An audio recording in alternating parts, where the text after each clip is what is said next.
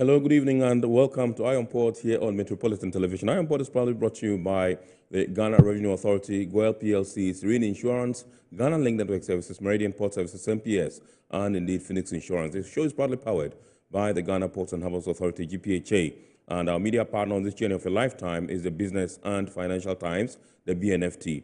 Now, if you want to have a grasp of all that transpired on the show tonight, make a date and grab the Thursday edition of the BNFT, and you'll be able to see all that happened here tonight. We are streaming live on our social media pages. On Facebook, we are live at Ghana Ports and Harbours Authority.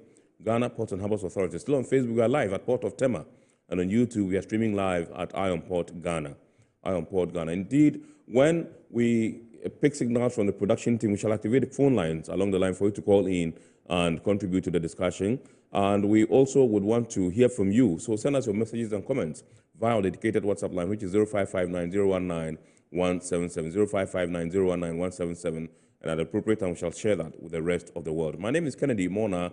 We are going for a quick break. When we return, we'll continue with the show. Please stay with us.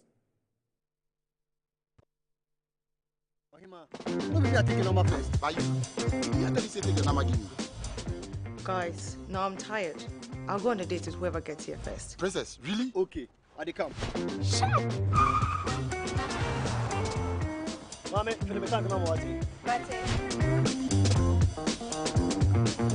boss, fill my tank with Super XP Ron 95. Fill up with Super XP Ron 95 and Diesel XP high performance products from GOIL.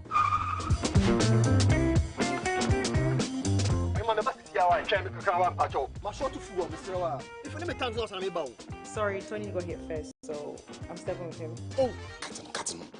Hey, go for Choose Super XP Ron 95 and Diesel XP for an energizing driving experience. Always go for GOIL Super XP Ron 95.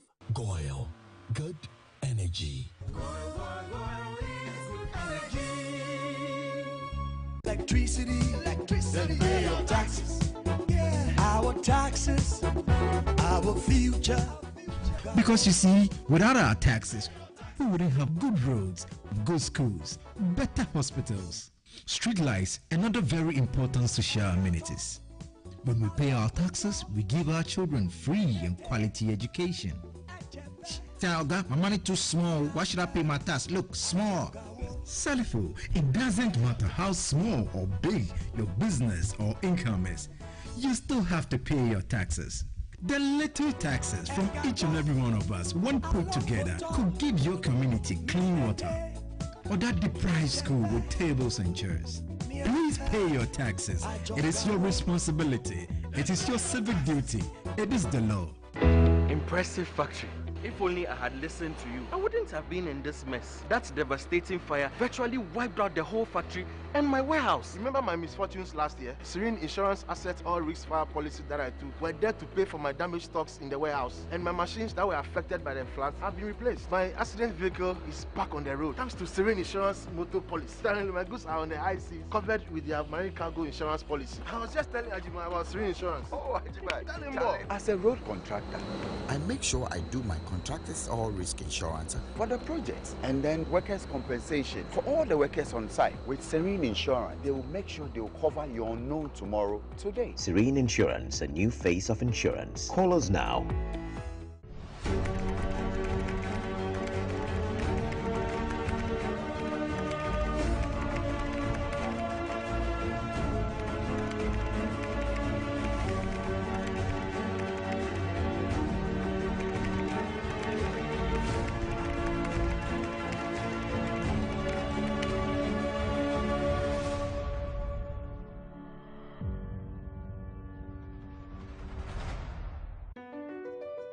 MPS Terminal 3 is Africa's new state-of-the-art container terminal at Tema Port. For manufacturers, agro-processors and traders, the new port means business can be done faster. This infrastructure boost will improve Ghana's port handling capacity, connect more trading routes, and oil the engine of growth for the economy, creating greater opportunities across all sectors as Africa's markets merge and become the largest trading bloc globally. MPS, we connect, you thrive. Business and life can can be like the sea sometimes serene, sometimes calm, sometimes turbulent, and at times it brings the unexpected. However it is like, trust Phoenix Insurance for your home, car, business, and marine insurance needs. Call 0302 246 319 or 0243 690 492. At Phoenix, you experience a delightful service delivered with wisdom.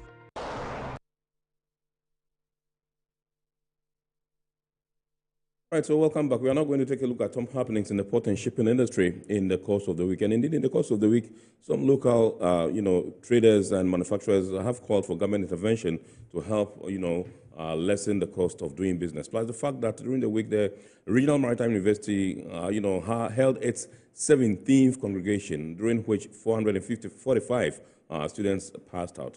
Let's take a look at these stories and more. The Ghana Union of Traders Association, GUTA, has embarked on an outreach program with local industries in a bid to promote patronage of made-in-Ghana products. As part of its nationwide exercise, GUTA within the week visited Avnash Industries in Tema to observe firsthand the various product lines of the company and how they are manufactured. The visit was also used to ascertain the challenges the company is presently encountering and how the Manufacturer and Trading Association can forge stronger ties to ameliorate these challenges and boost business. Avnash is an agro-based processing company operating in the country since 2001, serving the Ghanaian market in other West African countries. Producers of Royal Farmers rice, Golden Drop oil, Oli soap, among others, Avnash has gained expertise in edible oil production, soap saponification, and parboiled rice production. Despite the fact that the company boasts of one of the biggest rice processing factories in West Africa, Avnash, like other local manufacturers, laments of high cost of doing business in Ghana, making it difficult to stay competitive. Imported rice, for example, presently costs 22% less than what is manufactured locally. Valpaul Jane is the Chief Operating Officer of Avnash Industries Ghana Limited. So now we are uncompetitive because Malaysian oil is cheaper than ours. So that is the reason why every country is doing the same. Benin has done in the past, Sierra Leone has done in the past, and Senegal has done now. So we also beg the government that they should now today in Ghana the product is from Ivory Coast and Togo, just because they can bring without duty to Ghana, no?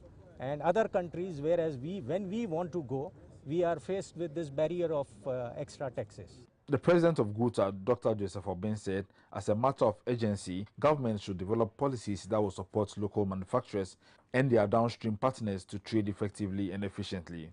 What we have seen here means that they are producing under capacity. Why is it so? Because the enabling environment is simply not there for them. And it is not the making of the trader that this enabling environment is not there. We have to make deliberate effort by government. Government should do a deliberate effort to make sure that they are reviving the dying industries, as we've seen in this company. A company that used to employ about over 1,000 employees are now employing only about 200.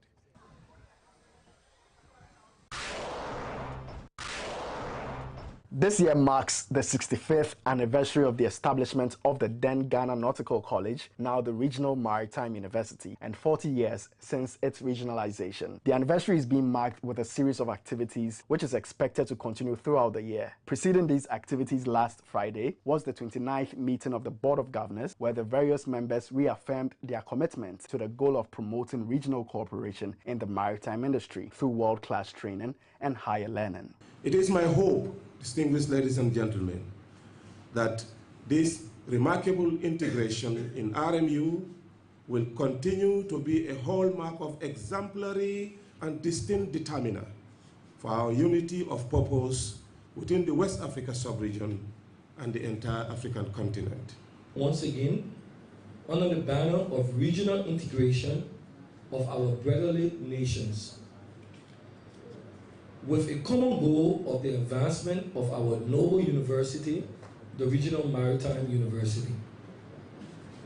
We, as respective member states, are full of hope and confidence that our aspirations to fulfill the dreams of our predecessors will be achieved by training and equipping our citizens to not only participate but control the maritime sector in our respective nations in the world at large. We hereby formally table a request for the review of the 40-year-old headquarters agreement. I have no doubt that we will have an unbiased conversation about the future of the RMU with a shared agenda focused on the social, political, and economic integration for various countries.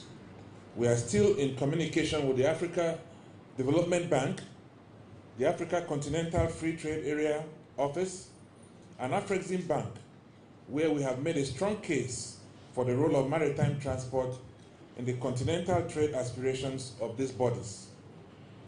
Therein, MOCA has frontally presented the technical and skill inputs that our specialized institutions will bring to bear. I'm glad to inform that our observations have been noted with assured promises to assist our schools to grow the needed capacities and competence for our maritime industries. It is a non-contestable fact that we can save our foreign exchange if we grow this school to provide some certification and competency courses that we can receive from outside the sub-region, just as we will be able to generate foreign exchange earnings if we can also become maritime trading hubs. It is possible and achievable if we try. The board of RMU is made up of the Vice Chancellor of the University, the Secretary General of the Maritime Organization of West and Central Africa, and representatives of the 5 founding nations, namely Ghana, Cameroon, the Gambia, Sierra Leone, and Liberia. The Minister of Transport, Works and Infrastructure, Republic of the Gambia, is the current board chairman and chancellor of the university.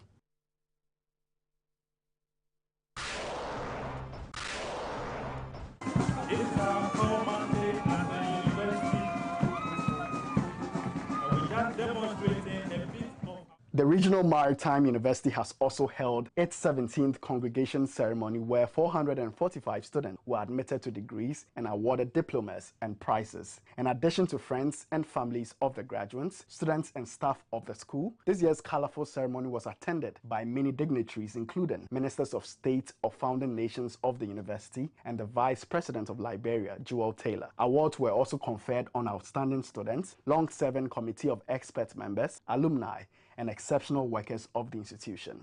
Addressing the congregation, Acting Vice Chancellor of the University, Dr. Jethro Brooks Jr., gave an update of developments in the school, which includes a Ghana-Korea RMU modernization project. Works on the administration and library complex and a 2,002-seated capacity auditorium complex have stalled due to lack of funds.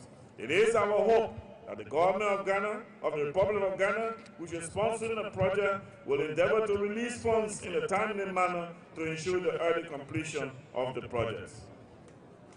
Honorable Chancellor, as you are aware, the Exim Bank of Korea is supporting the government of Ghana to modernize the Regional Maritime University. It is expected that that project will begin soon. Special guest of honor and Minister of Higher Education, Science and Technology for Republic of the Gambia, Professor Pierre Gomez, acknowledged the RMU's leadership position for the integration of African resources towards sustainable growth. Regionalization and all its inherent benefits, such as the harmonization of resources, skills, and ideas, remain a plausible panacea for Africa's growth and development. RMU is therefore a shining example of such a model that others can use. It is hoped that the pillars of this great union are further concretized for the actualization of the goals of this institution. The Executive Secretary of the Importers and Exporters Association of Ghana, Samson Asaki Awingobed, and also a graduate of the MA Ports and Shipping Administration class, delivered a valedictory speech. We understand, having keenly participated in the various activities in the academic process, some of the issues that this noble and great institution is bedeviled with and which require some attention. I wish to assure management of the university that by our training here, we have become ambassadors and will be advocates for the necessary and requisite support and assistance to enable it maintain and enhance the training of maritime professionals in Africa.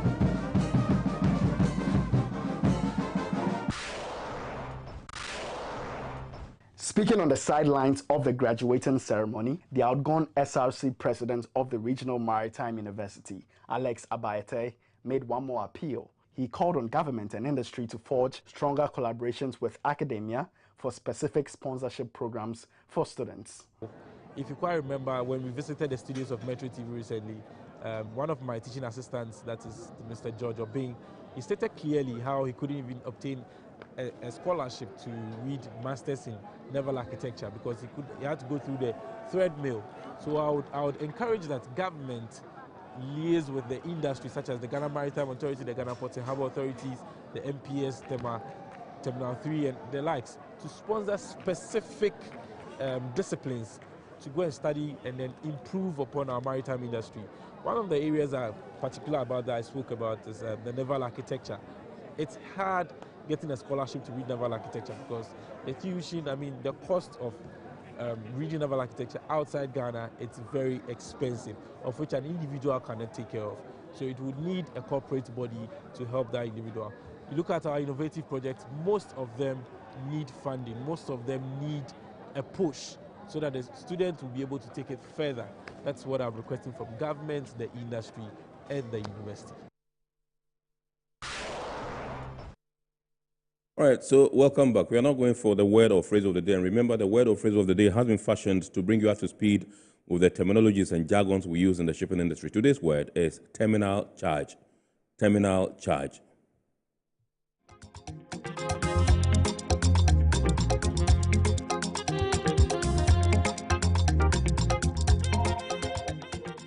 Terminal charge. Terminal charge is a charge made for a service performed in a terminal area, typically referring to handling associated with receipt, delivery, or inspection of cargo via land-based operations.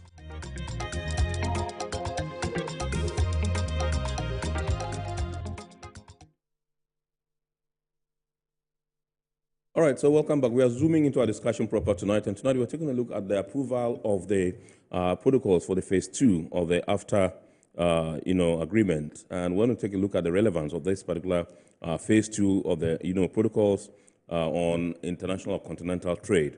And so tonight we have assembled a team in the persons of Mr. Louis Yao Afol, who is an international trade expert and executive director, APN Group of Firms and Africa Business Export Club 500. Good evening, Mr. Yao Afol, and welcome. You are no stranger to the show. We're glad to have you tonight once again. A pleasure. To my immediate left is Madam Alice Frimpoma Boateng, who is founder AFB Golden Enterprise. Good evening, ma'am, and welcome. Thank you. It was a pleasure. Absolutely. And then we also have to my right Mr. Pia Kusi Adumako, who is the West Africa Regional Director, CATS International, Accra. Good evening, sir, and welcome. Thank you, sir. Not a stranger to the show, too. We are glad to have you. Yeah, so let me begin with Mr. Yao Afol and find out from you what were the initial protocols. Can you run us through that quickly, and then we zoom into the phase 2 of that has been approved so far? Yeah, I think that the initial good evening to your viewers, and also good evening to our colleagues, Adumako and Alice. Yeah. The initial protocols were traditionally trading goods, trading services, dispute settlement to cover phase 1. And then the phase 2 was to look at intellectual property rights, the protocol in competition policy, and investment. And then you could look at digital trade. These were the traditional, when I say traditional, these were what the heads of states, in a normal, ordinary man's words, gave to the secretariat or those drafters to focus on. Right. But with time, then they had to look at the coming ones, like digital trade, and then protocol women and youth in trade. So traditionally, yes, the phase 2 is part of the original protocols that were initiated. Mr. Adumako, what do you have for us as far as these protocols are concerned, and how far have we come? Have we been able to follow through to ensure that we actually have dealt with the phase 1, that the initial protocols that were agreed on and approved before zooming into the phase 2? Okay, thank you very much. I think, as my brother just said, the phase 1, the agreement that established the AfCFTA, came with some protocols, trade in goods and trade in services, and also dispute settlement. Right. Yes. Now, the member state didn't want to wait till all the protocols were ready. Right. So we said, let's phase them. The first two, the earlier protocols were good for the AfCFTA to be able to take off. But then they also felt that, look, we needed to also get intellectual property rights. Right. We needed to get competition policy protocol and also that of the investment protocol, yeah, sure. Yes. And even there are other ones that are still ongoing. That is what digital trade, that's the e-commerce, protocols on youth and gender, and other ones going. Right. So I think the gradualization of it would also help member states to be able to adjust to it. You don't want to come and dump 10 protocols on countries. Compliance of them will be very, very difficult. Right. Okay, so from what we know, this means that the 3 protocols, we have 3 protocols in the phase 2. Yes. Is that right? That's the intellectual property rights protocol, the competition protocols, and then the, what do we call it? Investment protocols. Okay, so let me come to Mr. Ayafu. I'll be coming to you, man. Just relax, I'll be coming to you. Let me come to you, and if you can, first of all, tell us about the competition policy. That's the number one, how different that is from competition law. If we can I'm draw sure the that, dichotomy. I'm even sure that will be a big in Adomaku space. But right. I think that under the Continental Free Trade, you realize that you are going to have a big market. You realize you're going to have trade, you're going to have businesses springing up here and there. And so you're going to have surely to deal with markets. Even your basic economics will tell you there are different types of markets. And we have the ones that are competitive. Right. In other words, you're going to have substitutes.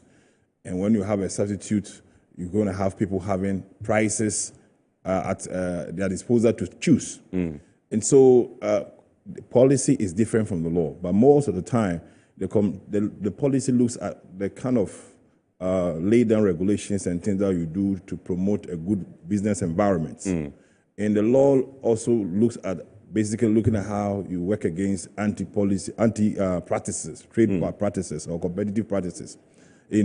Like trying to monopolies taking a certain entrenched positions. And at the end of the day, they try to use, let me use the ordinary word, bully the smaller businesses by looking at price. Price is the major influencer here. And so the policy, what's the competitive policy, more it looks like how the arrangements of maybe regulations and things that will enable a good business environment. And then the law also looks at what can we do to make sure that we safeguard anti-competitive practices. Right. So on the continental scale, then they are looking at when the AfCFTA is in full gear, which it is, what are the various national policies, competitive policies that state parties have put together? Then it will be harmonized under the continental framework, where then, as a continental market, how are we going to safeguard with this protocol certain laws that will protect the African market? Because we really have a very high risk exposure when it comes to our competitive market and the rest of the world. Right. So for me, I think that this is the initial point I would like to put around the difference between and I do my more competitive. Yes. All right. So yes, I'll come to you, but when I come, I'll tell you what I want to ask you. Ghana, the ECOWAS region, we have competition policy and law. Ghana is trying to have her own competition policy and law. Why are we having one generally for AfTA? When I come, I'll take that. But let me come to you. Tell us about your company. That is AFB Golden Enterprise. Hi, good evening to your cherished viewers. Your connection to AfTA, yes. Yes, please flow. Good evening to your cherished viewers. So, at AFB Golden Enterprise, we are into the production of green hair care products, green skin care products, plant-based household chemicals. We also do skills training development. So we use edible ingredients like mango butter, shea butter, avocado butter, coconut oil, almond oil to produce cosmetic products. Because we believe that what's the essence of looking beautiful at the expense of your health, at the expense of the environment. So we try as much as possible to be eco-friendly regarding our production processes. So right from sourcing of our raw materials through to production, through to delivery, we make sure that we try as much as possible to zero our carbon footprint. So our products are super safe for the environment, safe for the health of our people. So for instance, we have the AFB mango butter, we have the AFB shea butter, we have the AFB African black soap, we have the AFB hair fertilizer. So for a gentleman experiencing alopecia, baldness, for a lady experiencing hair rescinding, discolored hair, like your color, everything is just funny. What we do is that we get to give you a product that gets to suit you. So we have a tailored product for every customer group. So regardless of what you're experiencing, we are just a phone call away. Okay, so how are you connected to AfCFTA?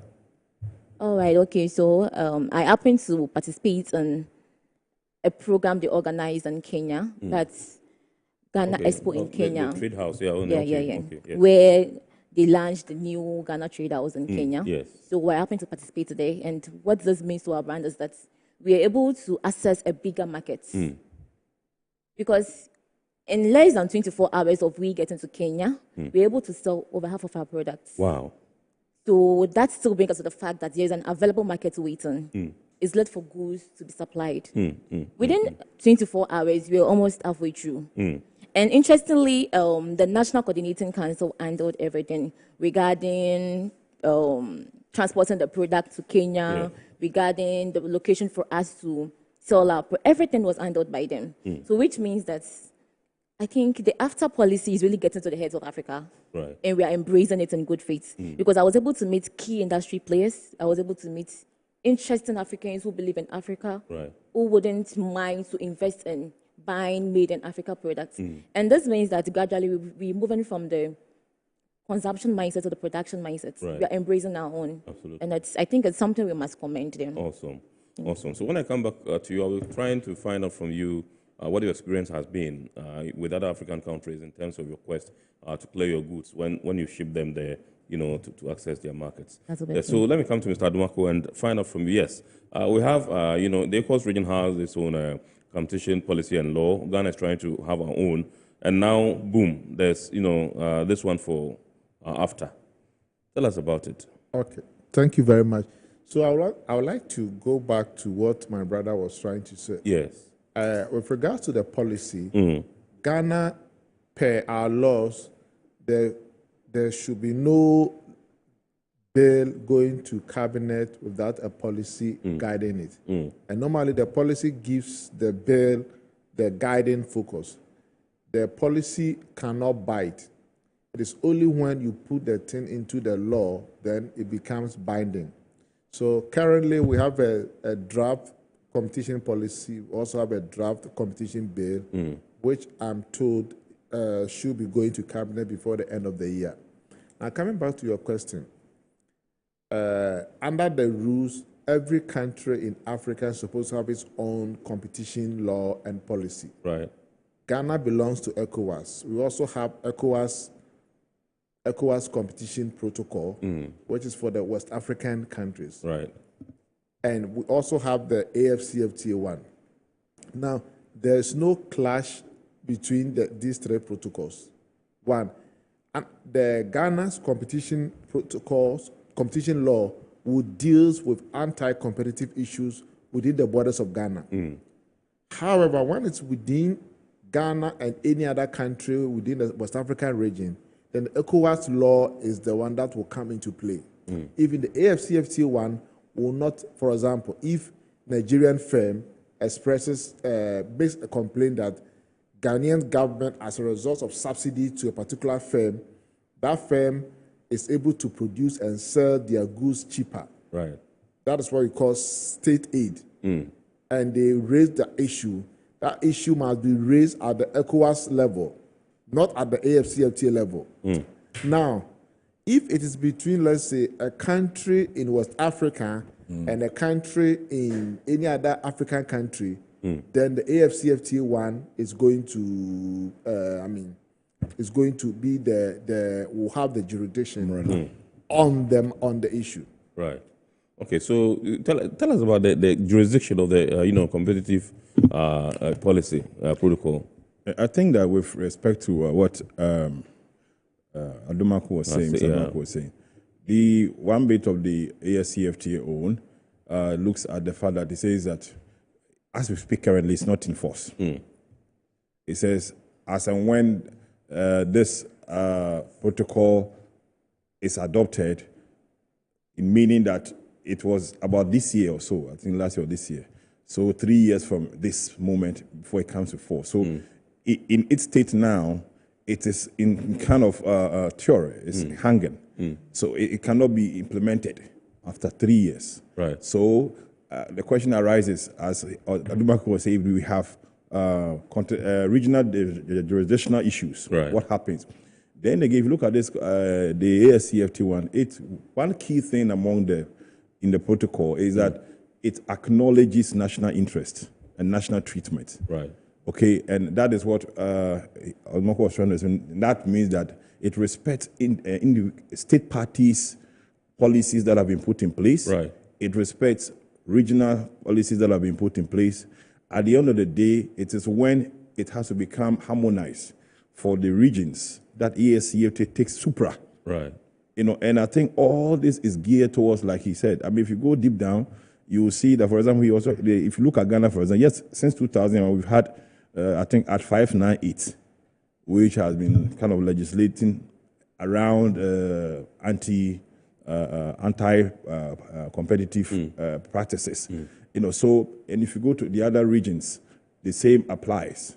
So basically, the referee will be the secretariat in the next 2 or 3 years when it's fully implemented. Yes. And I'm sure by that time, the bill that he's talking about will now be ready. And then I'm also sure, from what I heard from the Ministry of Trade, was that all these were also playing, and Adumaku can correct if I'm wrong, all these were playing so that they can also have a way to look at the shape, that the strategy that the AfCFTA Continental policy will look like. Yes. That can also advise the bill in its full shape. That is good. And it's the same thing that also applies to the investments. Right. If you look at the GIPC, who are also trying to push for the investment law, for that I know that the CEO, they were also trying to look at how the Continental Investment Protocol will look like. Then they can be able to kind of, do bits here and there so that it can have a continental bite. Yeah. Okay. All right. Awesome. I would come to you so that we can zoom proper into the anti-competitive conduct, because I know it's one of the conducts stated in the protocol, anti-competitive conduct. What exactly it is about and why it is important to capture it there in the protocols. Well, let me come to you. I told you I was going to find out from you what your experience have been with other countries in your quest to clear your goods when you ship them there under the AfTA agreement. All right, thank you so much. So, sincerely speaking, my first experience with AfTA had to do with my trip to Kenya. The guided trip. Yeah, of which I didn't incur any costs, of which I didn't pay a penny regarding transporting my product there, clearing it. The National Coordinating Council of AfTA Secretariat took care of that. So I wouldn't As a be National able... Coordinating Office. Yes. I wouldn't be able to speak to that effect. So I haven't exported on my own under AfTA, but currently we were given the certificate of origin from the NCU. Right. And right after the trip in Kenya, I've been able to export, but I had to export under Ghana Export Promotion Authority, of which they equally took care of that cost. So personally, I can't say I incurred those costs, and for that matter, yes. But per statistics, we expected that it's supposed to reduce tariff. Right. And Kenya is part of the developed countries. That's your microphone, so look into it while you are speaking. The one that's lighted. Oh, yeah. Yeah. Okay. Right, yeah, sure. So Kenya is a developed country. So as we speak currently, I'm told that within 5 years, they're supposed to reduce 90%. Right. And currently, they've reduced 60% tariff. And the least developed countries are supposed to reduce 90% within 10 years. And as we speak, they've done 30%. So participated in Kenya means that they've been able to reduce the tariff for 60%. Yeah. So it means that you've experienced some reduced tariffs. Yeah. And you are so happy about it because you are saving a lot of money. Yeah, and so it has made my product much more competitive regarding pricing on the shelf. Okay. All right. Mr. Adamako, yes, anti-competitive conduct, what is it as captured in the protocol? Okay, thank you very much. You know, it's like football. When we are playing a football match, we all want to play the football match on a level playing field so that no one gets an advantage over the other. So also when we are in the market should be a level playing field for everybody. When the market has a level playing field for everybody, what it means is that no one should take advantage of the other. For example, we are selling bottled water, and the bottled water is, let's say, 5 cedis. Then the next month, all the producers of bottled water come together and say that, look, let us agree that to sell one bottled water for 20 Ghana cedis. And when it happens like that, they become uncompetitive among themselves. Right. Because there will be no edge among the parties to be able to improve upon quality. But perhaps before that, because they were competing, you could see that one was selling his product lower than the other, quality and also good customer service delivery. Because they come together. Recently, I went to Tamale. When I got to the airport and I wanted to take a taxi to the city, and they said that, look, where you are going, it's 180 Ghana cedis. And 180? 180. Yeah. And that was what all of on them the were airport, because the airport is far, you know. No, but then they have agreed how much they should charge. So if you jump onto the next driver and then it's also the same price. Yes, and even if the next driver car doesn't have an air condition or it's a rickety car, you're all going to pay the same. Absolutely. But if they had not agreed among themselves, you could see that the prices variation. You could have seen the price variation. Somebody could opt for 115 instead of the 180. Yes. So this is what we call price fixing. And price fixing is also what anti-competitive practice. And in Ghana, we have it here all the time. Today, you hear that sachet water producers have agreed to sell a bag of this. Even the OMC sometimes. And these are all, offense under the proposed competition and fair practices bill we have in Ghana. So when the law becomes operational, if a firm, people agree as to how much to sell their product, that you could go to jail or you could be fined. And when you look at in the EU, for example, a lot of firms are being fined billions of dollars for engaging in anti-competitive practice. So the first one I've talked about is price fixing. The next one is bid rigging. Bid rigging normally goes on in public procurement. Let's say government of Ghana decide that, look, we want firms to supply us, let's say, laptop. Right. And then 5 companies agree among themselves that, look, for this particular procurement, we want company A to win. So all of them will quote a very, very high, unrealistic prices. Yes. And so that the other one, though his price is the lowest among them, but in the market terms, it's still the highest though. Right. So that is what bid rigging. The other anti-competitive practice we have is also market sharing agreement. So you can have, let me use the cement market, for example. We have about 5 or 6 producers of cement. And one of them will say, look, let's say Dangote say, I'm taking a Greater Accra region. So all the others will not come here to sell. And then Gasem will take Ashanti region. And then the others will take, Jata will take Northern region. Yes. So that nobody comes to compete with each other in the regions where you are selling. Right. Because you have no competitor in the region. We have diamond in Aflao as well. That used to be the case. Yes. But today, we don't have that scenario. Right. So market sharing agreement is also an anti-competitive because they don't want to compete among themselves. Then we also talk about what? Abusive monopoly. Sometimes a firm can be so big, and once they are big, they decide to what? Abuse their monopoly.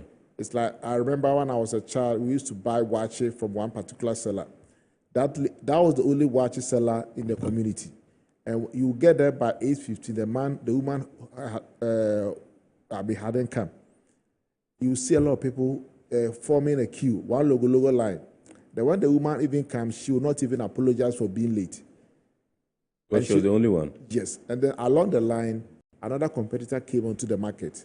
By 6:45, that person had come. That person started selling better watches than the lady. Yes. The customer service and ethics were also better. So the market tilted to the other side.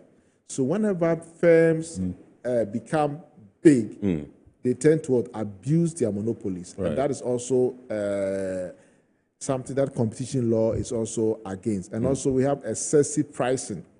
Excessive pricing is also around. I mean, a firm can decide to charge so much that when you look at the cost of production, even the profit margin, you cannot see any alignment. And that is also something that competition law seeks to, address. Would you be kind enough to tell us about the competition bill and when we are expecting it? Okay, so as Louis said, the bill has been around since 2007. Right. 2007? Yes, right. It has gone through various regimes and various ministers.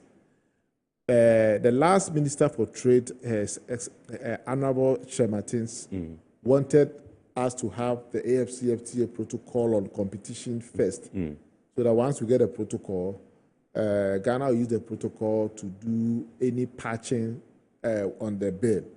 So now that the protocol has come, a lot of work is going behind the scenes, which I'm also involved in terms of putting finishing touches on the policy and also the bill. Right. And I'm very confident that hopefully by end of first quarter of next year, we should get the competition policy in the bill. And also, when you look at the AfCFTA protocol, Article 12 of the competition protocol, it says that all member countries must have competition laws and a competition authority. Yeah. And so Ghana cannot drag its feet. So very soon, all the firms who are engaging in price fixing and other anti-competitive practices, they should know that their days are over and that the market will have competition authority to regulate the conduct. Like we see in the EU, always the EU competition authority, they are finding businesses. They are also preventing some mergers, and I forgot to talk about it. Sometimes two firms will decide to merge, and when they merge, like when competitors merge, for example, in an hypothetical scenario, in the telecom sector, we have Airtel-Tigo merge. Now we have three players: Vodafone, Airtel-Tigo, and then MTN. Yes. Let's say that Vodafone and MTN merges. What it means is that we are reducing the competition among them, and then the prices will go up. Right. And so competition law also regulates the issue of what? Mergers and acquisitions. So anytime firms want to merge, they must get clearance from the competition authority. They will assess the impact of the merger on the market. If the impact of the merger is going to lessen competition, then they will not permit that. And so in the EU, in the US, you've always been hearing that, especially in the US, the Department of Justice will go to court to block competitions. I remember in 2015 or so, Time Warner and Comcast wanted to merge. Right. They went to court to block it. Yeah. But in Ghana, recently, in the telecom sector again, in the upstream, we have the upstream, we have these three firms, those who provide tower services, the mass services. Yes, there were three companies, Helios, Eaton, and ATC. And NCA allowed two of them to merge. Right. Those two firms who merge, their share of the market is more than 80%. Right. And which is unfair, because what it means is that they are going to gain strength. Yeah. They will have a bigger bargaining power. They are going to charge the telecom firm to pay more. Yeah. And so in every country with a competition law, this merger would not have been allowed to. Okay. But the good thing about competition law is that though laws per our constitution laws are not supposed to take retrospective effect. But when competition law is passed and it sees that a measure that preceded the coming of the bill, of the law, the competition authority can look at it to the extent that the effect of the measure exists, they would ask the firms to what? Divest some of the assets to the other firms so that they'll be able to what? Lessen the anti-competitive practice in it. Wow. Awesome. What I wanted to add to the abuse of monopoly, right? I mean, in the ordinary man words, is that Ghana's the bill, when it's ready, is going to establish a commission. Right. It's going to establish a competitive commission where they'll look into practices. But the abuse of monopoly is something that we really look. Why? Because when there is abuse of monopoly, one of the things that happens is that it leads to complacency of these companies. Right. And that complacency takes us to low quality of product or services. Because after all, they are they are taking the share. And so one important thing, and it's very, very important, it's happening here. When there is abuse of monopoly, it really stifles the growth of the what do you call it, the upcoming smaller companies. And for some time, I've tried to understand why in Africa we seem not to be able to bite when it comes to our competition laws. And you realize that if you look at the governance structure around establishing companies and businesses, you realize that if really is the private sector really involved, it shouldn't be difficult. But when you have other players other than the private sector who have a certain kind of strong shares in these companies, when they are behind the scenes and their companies reaches to the level where they become monopolies and they merge. Let's take example the oil industries in Russia, the oligarchs. You realize that the oligarchs are not just existing by the mere fact, there are some players behind the oligarchs. And so if you have the referee becoming a player and his company is up there, what happens to those who are coming up? Take a critical look at Ghana here. Like he say, if you take the, let me use the refuse management, the waste management industry, you could see a strong monopoly. We don't want to mention names. No. You could see a strong. I mean, if it's good, for me, it's not about the monopolies. I'm saying that when they become complacent, and then their complacency is leading to low quality of products. At the same time, like Adumaku said, the price are the same. Then it becomes problematic. Then growing ones cannot complain. And so if you look at the Continental Free Trade, I think it's taking a cue from some of the abuses that you see in the Silicon Valley in the US. And I'm happy that anytime those authorities within US or Europe sees those kind of, they immediately have to cap the feathers. A critical example, I remember the case was between Google along the line and Microsoft. I think Google especially. Then before the coming in of AI, the moment Google saw, I think Microsoft or Google, one of them, the moment they saw another, upcoming player, then they began to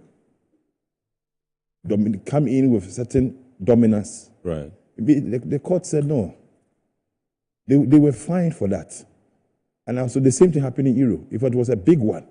So we are saying that continentally, since our market is fragile and volatile, we should not allow third-party monopolies to dominate the, what do you call it? Adumaku, you remember here in the petroleum, we had measure between Mobil and Mobil and I think Total. Total, yes.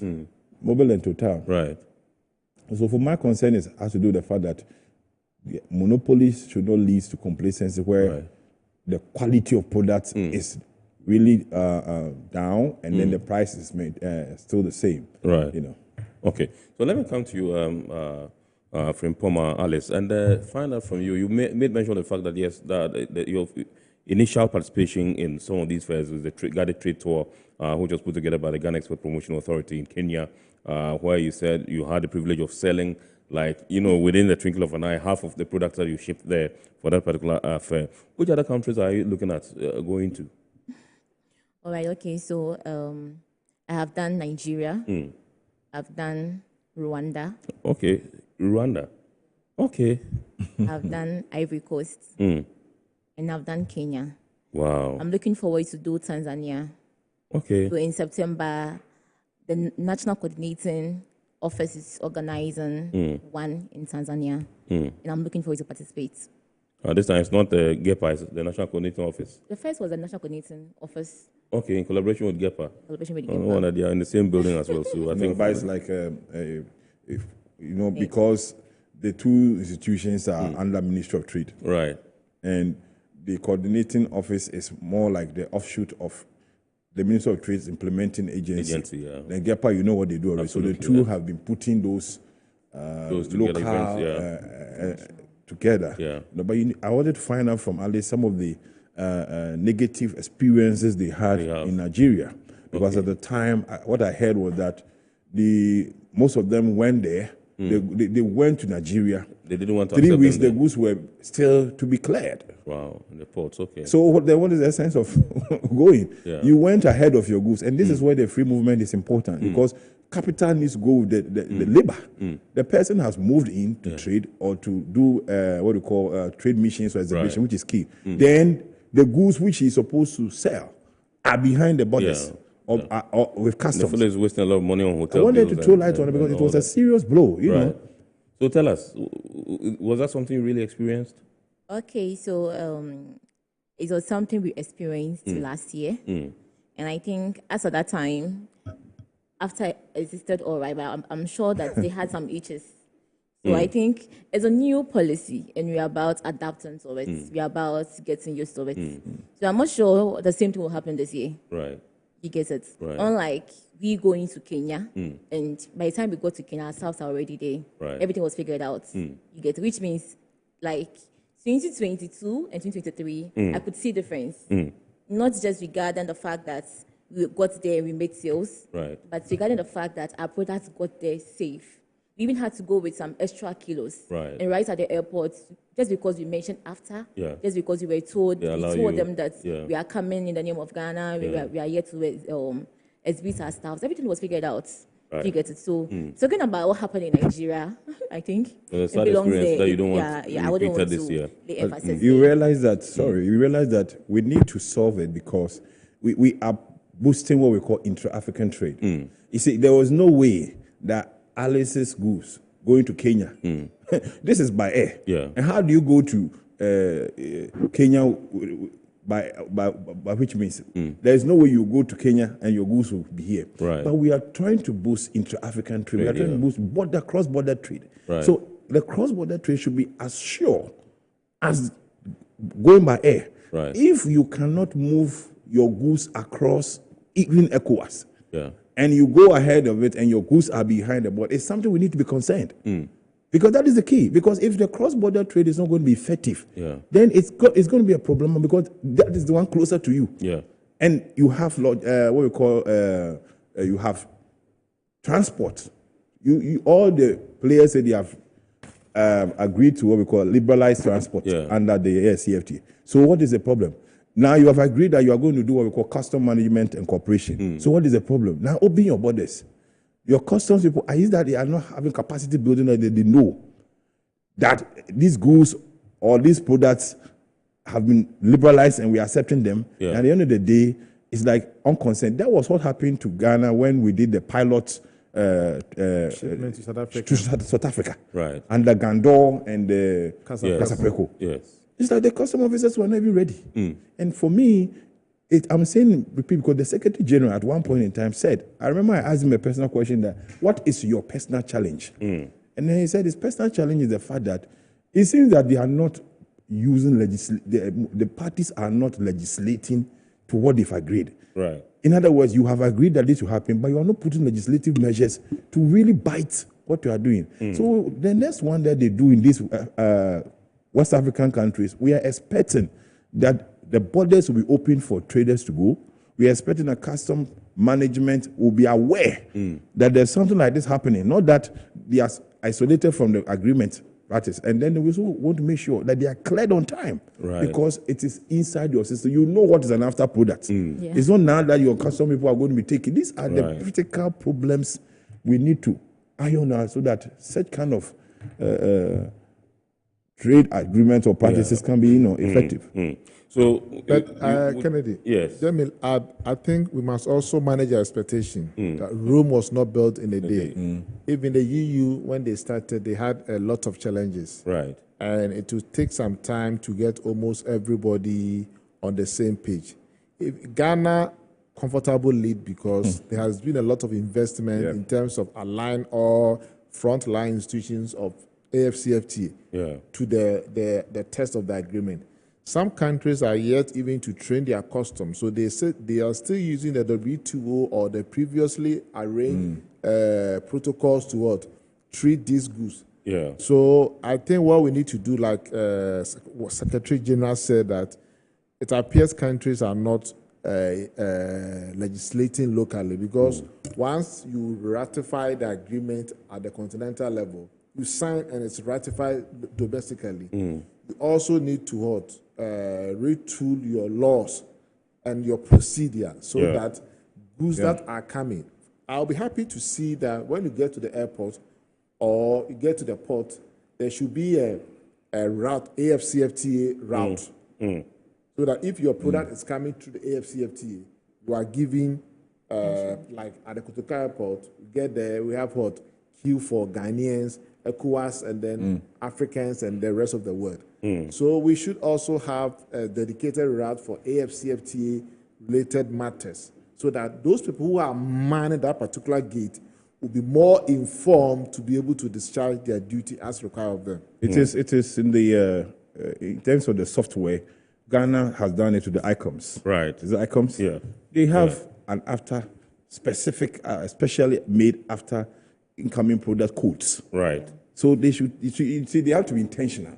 Like at Marcus, we know that, that next year will be 5 years. Yes. And the heads of states are going to review, assess AfCFTA. Remember in the agreement, it says it's after 5 years that a member state can exit. Right. So let's assume, let's play the devil's advocate. Next year, if they're going to review by November, they are reviewing and they say, maybe country A said, looking at what is happening. In fact, initially, 2 years ago, Gambia wanted to opt out. Right. It's not that it's going to save Gambia. Yeah, they said they didn't say, they had so many. They wanted to opt out, Gambia.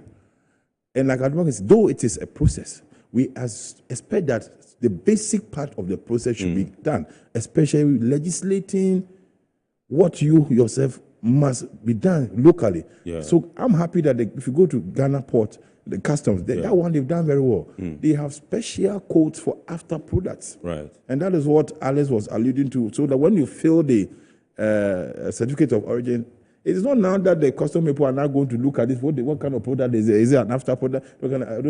This is what my point is that that is all I'm trying to say, that our legislation should be implemented, because those ones are. It doesn't take 1,000 years to do. Right. Right. Okay, so you would say that Rwanda and the Ivory Coast were successful? They were Okay, and did you make enough sales as you expected to do?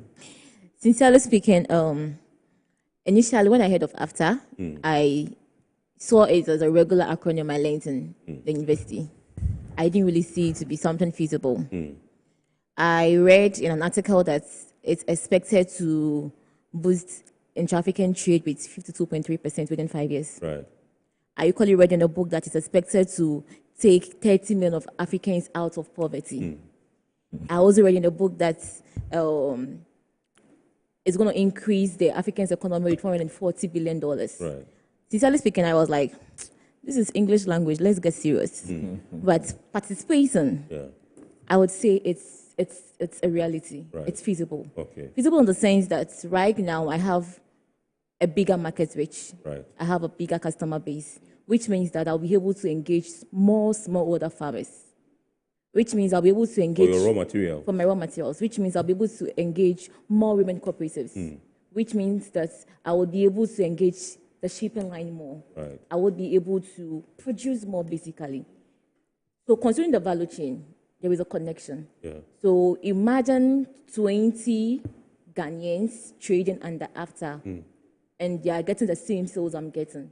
Automatically, we are reducing poverty to some extent. Automatically, we are boosting the African economy, not just Ghana. Right. And contribute to the quota by producing more, giving them what I think they need regarding natural, regarding safe, regarding healthy.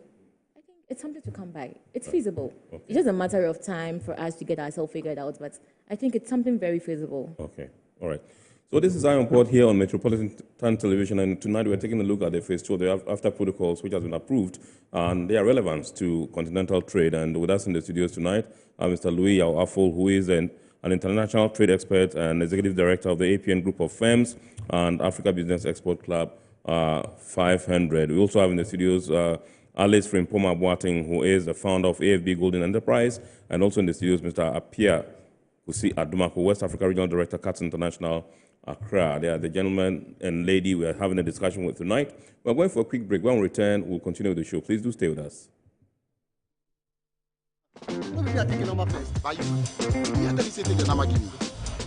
Guys, now I'm tired. I'll go on a date with whoever gets here first. Princess, really? Okay, I dey come. Shut up! Mame,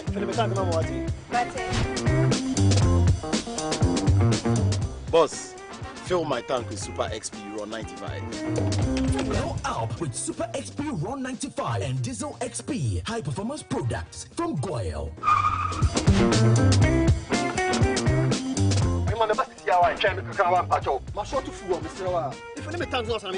Sorry, Tony got here first, so I'm stepping with him. Oh, cut him. Hey, go for a Choose Super XP Raw 95 and Diesel XP for an energizing driving experience. Always go for Goyle Super XP Raw 95. Goyle, good energy. Electricity, then pay your taxes. Yeah. Our taxes, our future. Because you see, without our taxes, we wouldn't have good roads, good schools, better hospitals, street lights, and other very important social amenities. When we pay our taxes, we give our children free and quality education. Talga, my money too small. Why should I pay my tax? Look, small. Salifo, it doesn't matter how small or big your business or income is. You still have to pay your taxes. The little taxes from each and every one of us, when put together, could give your community clean water or that deprived school with tables and chairs. Please pay your taxes. It is your responsibility. It is your civic duty. It is the law. Impressive factory. If only I had listened to you, I wouldn't have been in this mess. That devastating fire virtually wiped out the whole factory and my warehouse. Remember my misfortunes last year? Serene Insurance Asset All Risk Fire policy that I took were there to pay for my damaged stocks in the warehouse, and my machines that were affected by the flood have been replaced. My accident vehicle is back on the road thanks to Serene Insurance motor policy. Suddenly my goods are on the high seas, covered with their marine cargo insurance policy. I was just telling Ajima about Serene Insurance. Oh, Ajima, tell him more. As a road contractor, I make sure I do my contractors all risk insurance for the projects, and then workers' compensation for all the workers on site. With Serene Insurance, they will make sure they will cover your unknown tomorrow today. Serene Insurance, a new face of insurance. Call us now.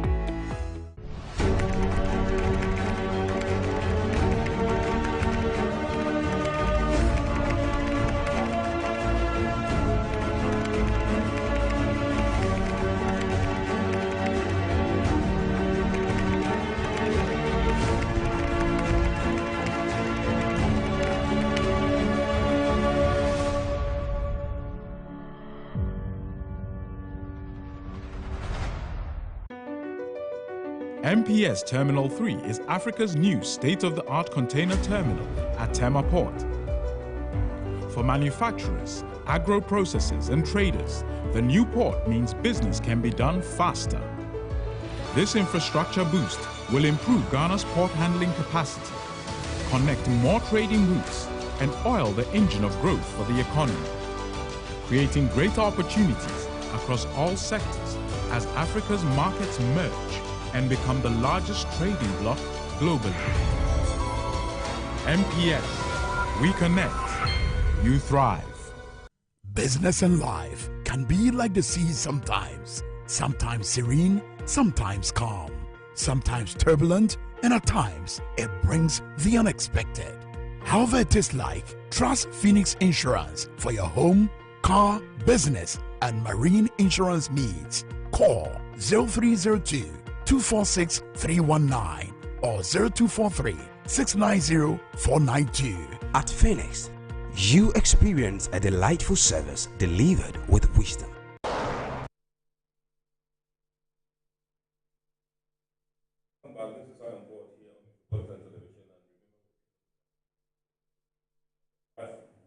Yes, you're welcome back. This is I on board here on Metropolitan Television, and tonight we're taking a look at the Phase 2 protocols of the Africa Continental Free Trade Agreement, and we're trying to check its relevance to continental trade.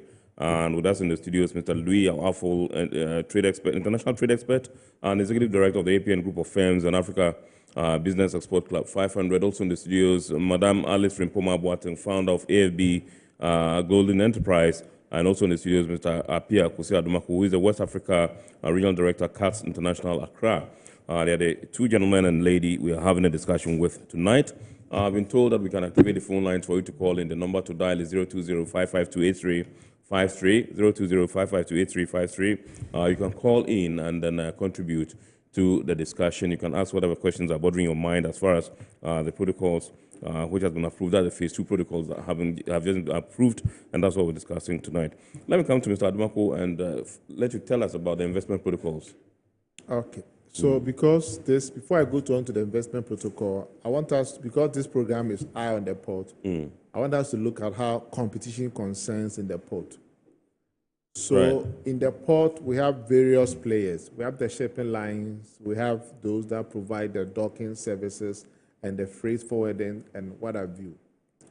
Now, the problem, it becomes a competition concern when, for example, a shipping company sets its own logistics firm at the port and also set up a freight forwarding at the port.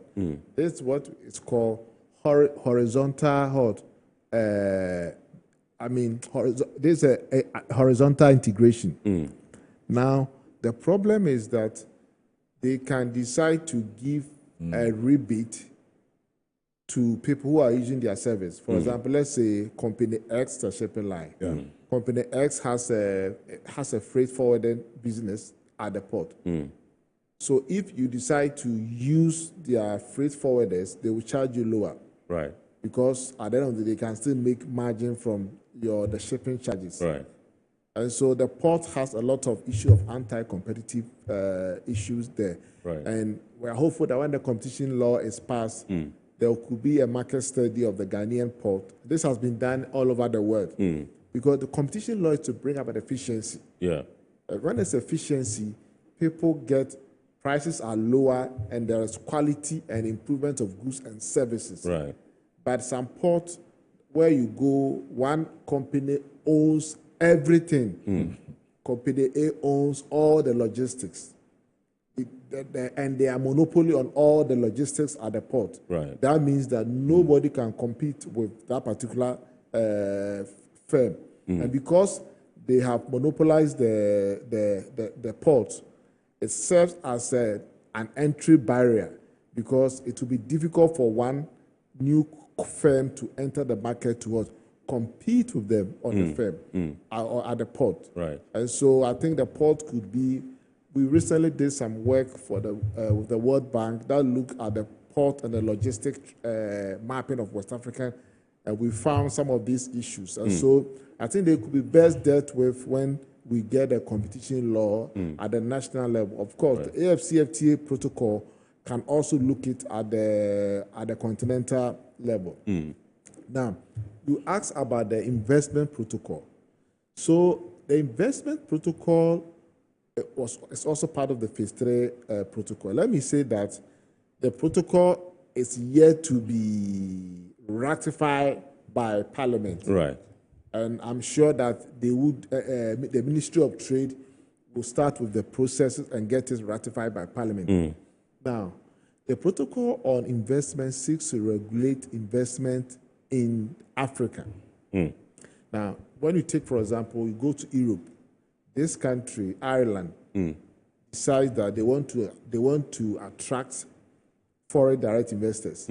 So you realize that Google, all the big tech giants, went and set up their headquarters in the European, even the African head office in Ireland. Right. The reason being that the Irish government was giving them, I think, 5% corporate tax. And for that reason, all companies were going there to set up there.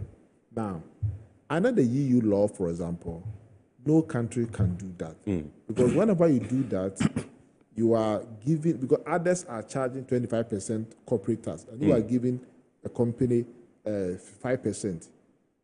Of course, you can say that it's your national policy. Right. But this is uncompetitive because you are trying to push all the businesses in your country into your. So the AfCFTA investment protocol is also looking to ensure that we create a level protocol to guide investment in Africa. And one of them is to ensure that there, like what the GIPC is doing, how to go about investment promotion, investment facilitation, and also look at what time can a government decide to expropriate or nationalize a property.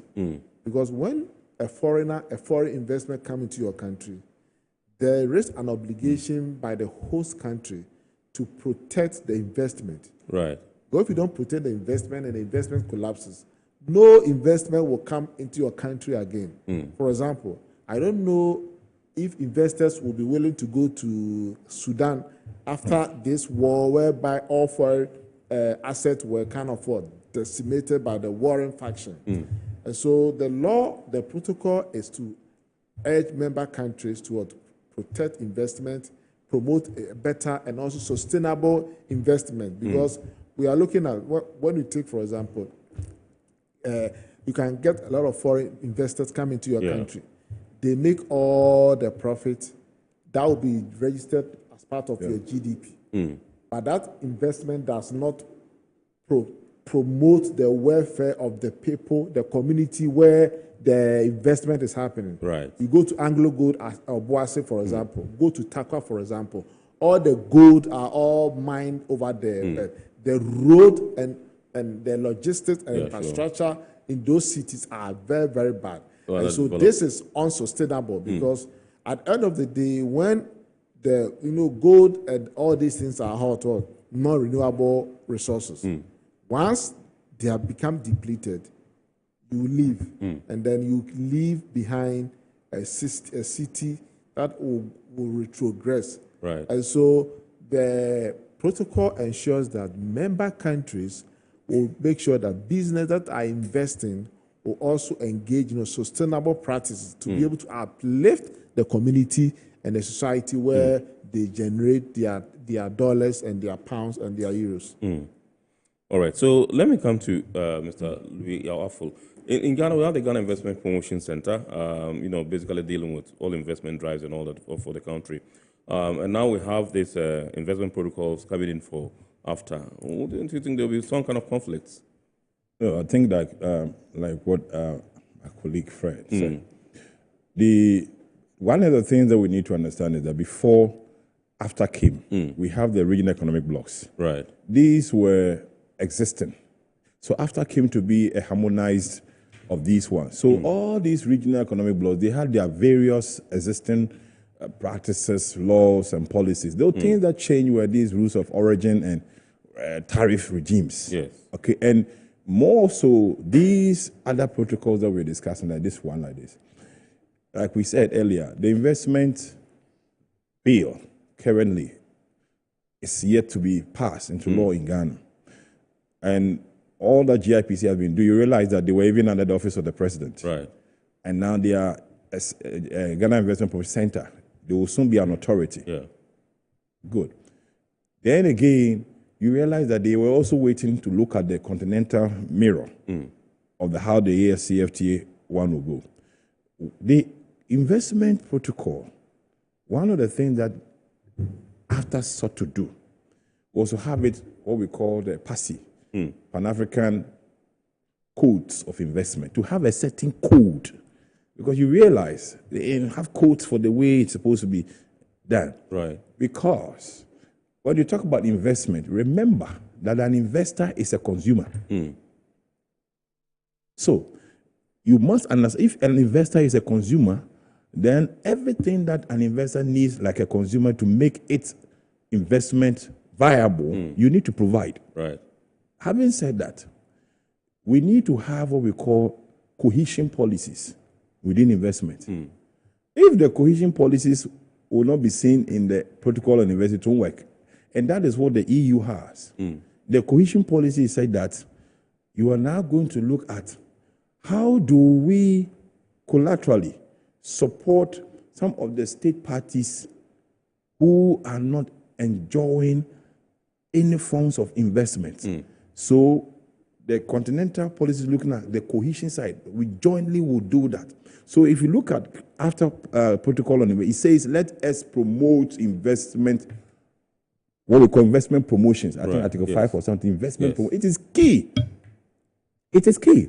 You know, I think one of my firms, we do what we call the Africa Globalized Investment. I set this company up because I knew we'll come to a point where investment will be needed. So that firm, what we do is that we only promote investment. Protocol. And what we do is that we partner the governments of these African countries. And then we ask them, what are your shortfalls in your economy? What kind of investors do you need? Right. Our recent communication with the government of Seychelles, they said, look, I'm moving away from the tourism sector because I've been dominant there. I want to diversify the economy. So what we are doing is that we are bringing investors from Africa. Now the issue have changed from foreign direct investment to now Africa direct investment. Right. So the Africa direct investment, we are deploying investors from within Africa to feed the investment shortfalls within the African perspective. And so if that is so, that is why every state party is expected to organize investment promotions. GIPC is doing it. But what I think that GIPC should also look and focus, in my personal opinion to them, is to look at intra-regional investments. I think when I was growing, there was a program in a trade fair called inter-investment something. They used to have a certain term for it. Right. Where companies come to trade fair when we're growing. And then grant sales. The grant sales was one. There was one. We had inter-tourism. We had inter-tourism, the inter-something. Okay. When you do the inter, then you will be able to do a certain mop and see that even within Ghana, there are so many investments that we have potentials here. We don't even need to look outside. Okay. So we need to focus on that because you cannot go the Continental when you are not done with your local here. Right. Okay. So let me take some messages. I want to come with deal briefly with the intellectual property rights protocol, and then we call it a day. We have barely 4 minutes to wrap up. This one says, "I'm happy about today's discussion. I am Port. Can your experts give us an idea of how companies in Ghana can benefit from the guided trade initiative?" My name is Mabel in Accra. And this one says, I am hopeful that when AfTA plays out fully, AfTA protocols will be able to override nationalist policies. Because you just cited the case of Ireland in the EU, I can only imagine for Africa. This one is from Ajekumi in Takrade. This one says, ahead Ghana will be looking forward to some specific product lines. Ghana will be focusing on some specific product lines we have comparative advantage in. If this is true, can they share some of these? This one is from Mary in Takwa. It was him. I think I could mention the EU. Yes. Yes. Okay. So I think the EU sets a very good, because EU has been there for many years, and AfCFTA seeks not to make the mistake that the EU has made, and so we are kind of learning from the EU as a very good model. And we say that the best thing to do in this world is to learn from people's mistake, not your own mistake. Right. That is why in law, they have case laws where the judges will look at it to see to what extent does it align with you, and then you make a decision from that. And so AfCFTA is still at its teething phase. It will not solve all of our problems for us, but at least it will solve majority of our problems, and we should begin to appreciate the African identity. Even if you want to go for vacation, you can go to Gambia. I was in Gambia somewhere February this year, and I saw a lot of European tourists coming there. Right. Unfortunately, air travel in West Africa is very expensive. It's more cheaper to go to Dubai or to go to London or Paris, all because of the demand for air travel is limited. And also, most of the airlines are also monopolists on the route, and so they tend to go charge monopolist rent. Right. As we get more airlines operating, and as the demand for air travel increases, prices will come down. Right. Okay. I think with respect to the other two questions, yes, the guided trade initiative, look, our firm is open. Right. We have established what we call the ABEC, Africa Business Export Club. Right. And our focus is to help exporters who might not be in the radar of governments, that they can join us and we'll give them the opportunity. They can also contact the National Coordinating Office of the African Trade House under the Ministry of Trade. These two organizations can also, we can help, they can also help. We will only connect you to them and also do the market for you. The other one that the person said, now we are moving away from comparative advantage age. We are now in what we call technological competitiveness. Okay. So yes, Ghana, yes, we have. We know we had ceramic. Yes. Under the guided trade initiative, Ghana had a lot of this clay. And so there's a powerful ceramic company here in Ghana, I think Western region. Right. And their export was heading towards, I think, Cairo, Egypt. Yeah. So, and even if you come here, we have raw materials like bamboo. If we tell you the uses of bamboo, and go and look, ask the agriculturalists, it doesn't take a long time for bamboos to grow. Right. And look at it, they come in so many. But they tell you what bamboos can do. In fact, those in the real estate business, when wood was becoming a problem, they sought bamboo. I won't even talk about the toothpicks. Right. But there are so many other even uses of bamboo. So these are raw materials that with technological competitiveness, you can be able to take the lead. So Ghana has so many. Okay. I think we are running out of time. So let me come and take 1 minute from Mr. Adumaku, and then we'll wrap up with Alice. The Intellectual Property Rights Protocol, just briefly, so 1 minute, if you can touch on it, and then we wrap up with Alice. We have barely 2 minutes to go. So Intellectual Property Protocol seeks to protect inventions and work that native Africans have done. For example, Alice is wearing a kente strip on her. Now, this kente strip we know originated from Ghana, but because we did not seek patent for it, now people take it to China and design it and bring it. Yes. So people are not getting reward for their labor. Their toil, and that is a big problem of China. Chinese will take a product from America and do a reverse engineering and sell it. When you do that, you are killing innovation because people spend a lot of money to design products. So if people are getting it for free, they will not have any incentive to innovate again. Absolutely. Thank you very much.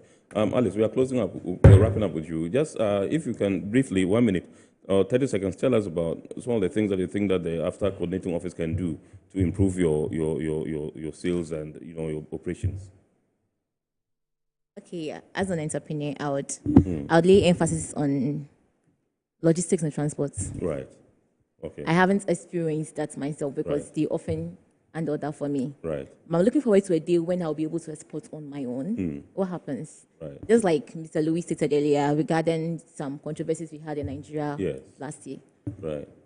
Yes, it's a new policy, but we're looking forward to the fact that it will be smooth and safer. We're looking forward to minimize the bureaucracy at least by 80%. Right. It should just come down so we will be able to trade more. And after Secretariat, they are doing very well. The After Policy Network are doing extremely well. NCO, they are doing extremely well.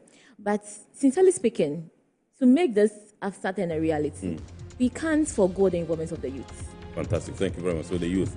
That's Alice Frimpoma Boateng, who is founder of AFB Golden Enterprise. Also in the studios has been Mr. Louis Yao-Afo, international trade expert and executive director, APN Group of Firms and Africa Business Export Club 500. And then Mr. Apia Kusi Adumaku, who is the West Africa Regional Director, CAPS International Accra. They are the three personalities we've been having a discussion with tonight, examining the after phase 2 protocols and their relevance to continental trade. We'd like to say big thanks to our sponsors, Ghana Regional Authority, GWEL PLC, Serene Insurance, Ghana Link Network Services, Meridian Port Services, and indeed Phoenix Insurance. Remember, the show is proudly powered by the Ghana Ports and Harbours Authority, GPHA. We invite you to watch the brief version of the show on Ghana Television at 8:30 p.m. on Wednesday. Indeed, I entreat you also to keep watching the rest of our programs here, and we wish you a very super week ahead as we sign out. Good evening.